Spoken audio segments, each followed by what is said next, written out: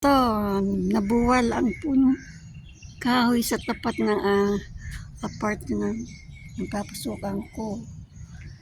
Grabe, yung daan ay natabo. Maharangan. Ito ko dadaan. Sa tabi. Nabuwal. Grabe ang hangin talaga kahapon. Ang daming nabuwal na punong kahoy dito. Sa tapat ng apartment na papasukan ko. Sa work ko. Ayun po.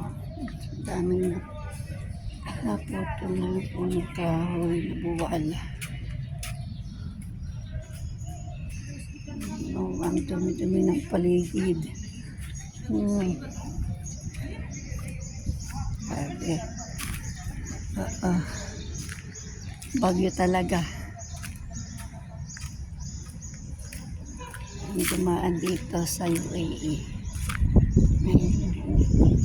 Nabuwal ang mga ganito, ang mga punong kahoy dito. Ayan.